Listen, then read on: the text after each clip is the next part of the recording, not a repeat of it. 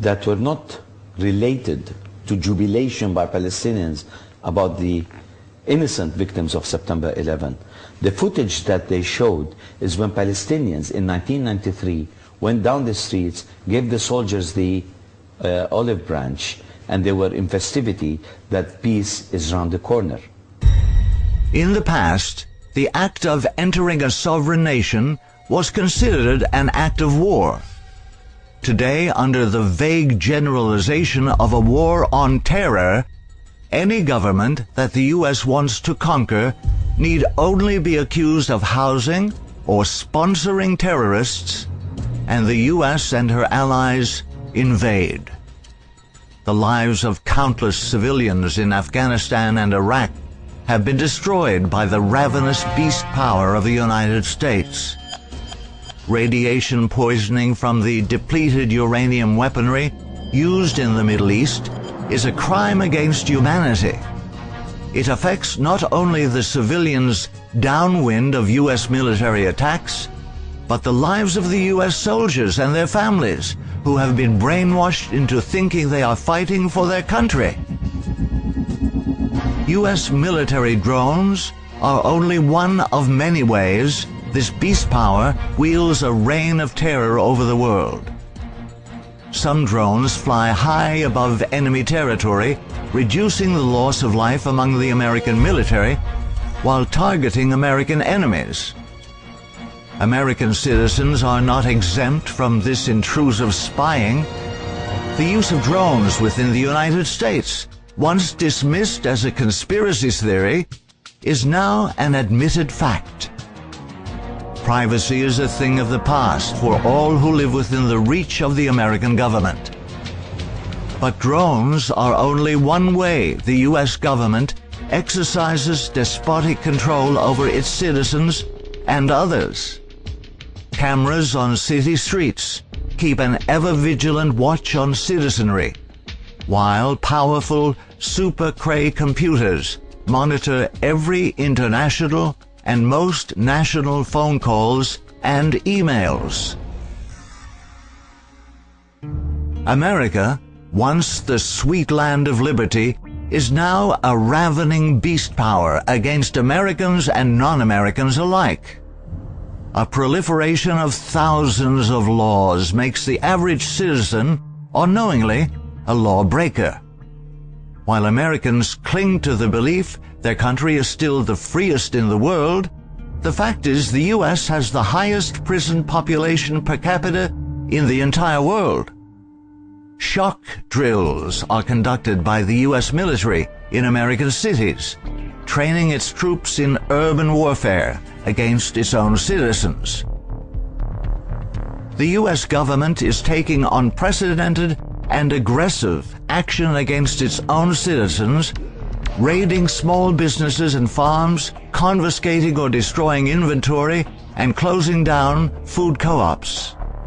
At the same time, the pharmaceutical companies are gaining ever more power, both in the United States and abroad, outlawing many effective natural health remedies, while pushing drugs and dumbing down the populace regarding the true physical and mental effects of their poisons. The U.S. government uses these powerful pharmaceutical companies in its mad drive for world dominance. It has been widely documented that the AIDS virus in Africa was injected into the native population via free vaccines provided by Western health care workers. Only in eternity will the evil done by and under the influence of this global beast power be seen to its fullest extent. Not only U.S. citizens, but millions worldwide fall victim to the additives and preservatives, the genetically modified foods promoted by the U.S. government and the various entities under its protection. Even fresh foods are irradiated so that the food available is virtually without any nutritional value whatsoever. Soft killing the masses is further carried out by the spraying of chemtrails over NATO countries. The evolution of the United States from a liberty-loving land to the dragon-speaking beast of prophecy has reached unprecedented heights in the use of executive orders. These unconstitutional decrees become law simply by publication in the Federal Registry, with no oversight by Congress. Executive orders in recent years have given the President sweeping powers. Everything from the confiscation of personal property to indefinite imprisonment without trial, and even execution. This gross violation of human rights can be directed at anyone, American citizen or not. The U.S. President can declare any person an enemy combatant, and all enemy combatants can be legally killed. The majority of Americans remain ignorant of the change in their once freedom-guaranteeing government.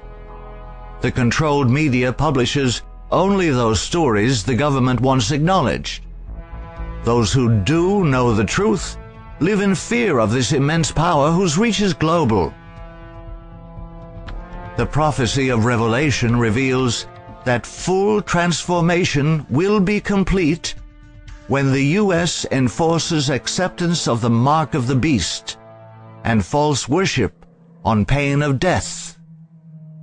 This geopolitical power will deceive them that dwell on the earth by the means of those miracles which he had power to do in the sight of the beast, saying to them that dwell on the earth that they should make an image to the beast.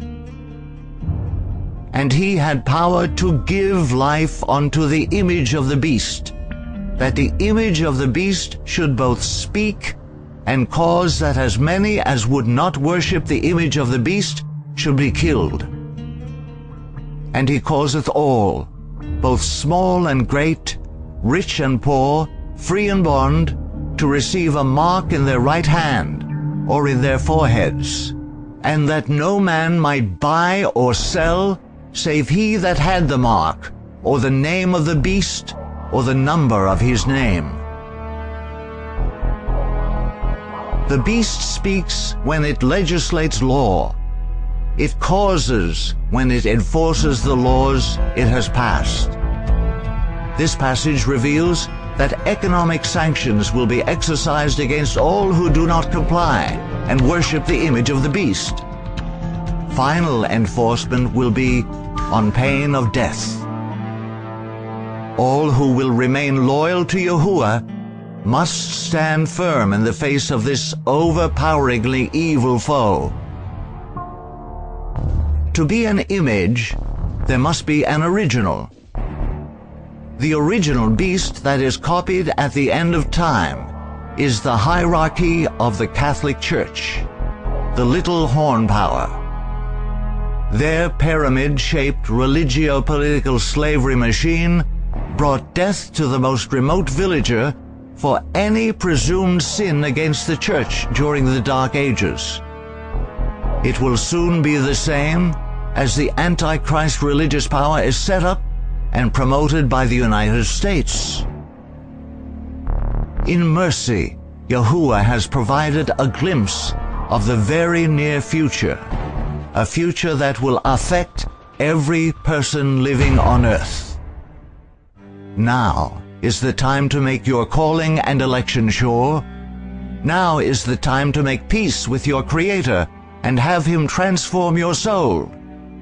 Learn to trust the Savior, so that when the final test is brought, you will stand faithful to Him, even at the cost of your life. Decide now to stand for truth, be the cost what it may. Be strong and of good courage. Be not afraid, neither be thou dismayed. For Yahuwah thy Elohim is with thee, whithersoever thou goest.